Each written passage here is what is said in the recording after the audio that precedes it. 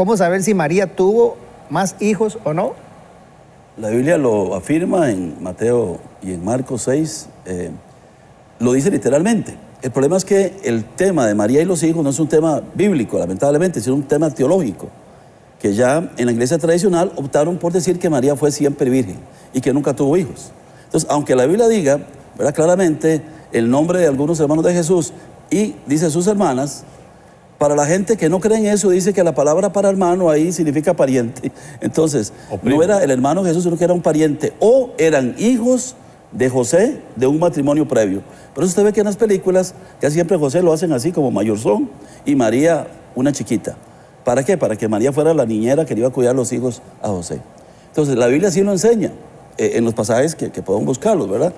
Mateo 13:55, si no me equivoco, es uno de ellos que enseña de los hermanos de Jesús. Pero bíblicamente yo creo que está claro la respuesta. El asunto es que doctrinalmente ya la iglesia tradicional enseña lo contrario, que María siempre fue virgen y que nunca tuvo hijos. No es justo, digamos, tal vez decir, piensan esto los católicos por esto, porque digamos no hay algún católico ahorita aquí que nos pudiera, pero ¿por Yo fui qué? católico.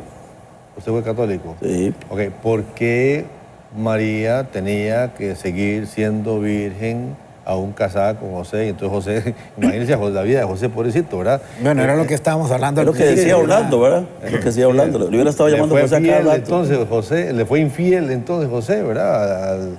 El resto de su vida, o le fue siempre fiel a María, ¿verdad? ¿Por qué tenía que ser? De hecho, la Biblia misma lo dice también, que Sí, incluso correcto. previo a eso, para no infamarla, dice, más bien él quería como salir Dejarla para que no, secretamente, sí. para que no exponerla a ella. Estamos hablando, Claro, Josué era un hombre justo. Ya no salió y criaron juntos a Jesús.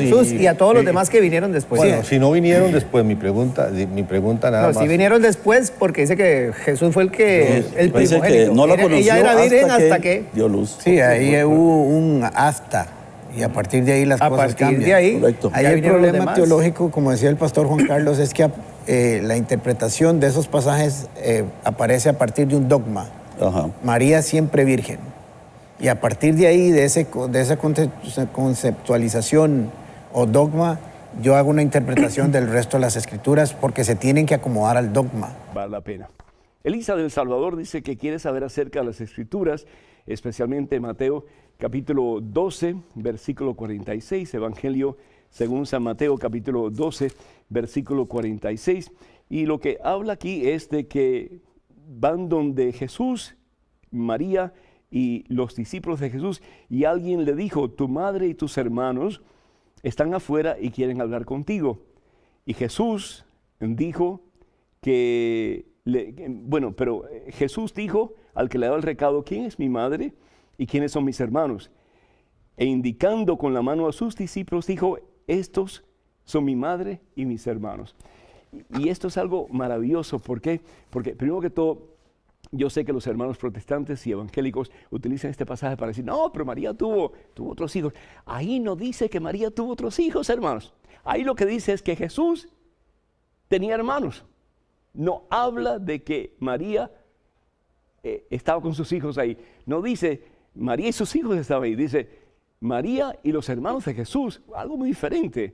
No hay ningún pasaje en la Santa Biblia, en el Nuevo Testamento, que indique que María, nuestra Santísima Madre, tuvo otros hijos.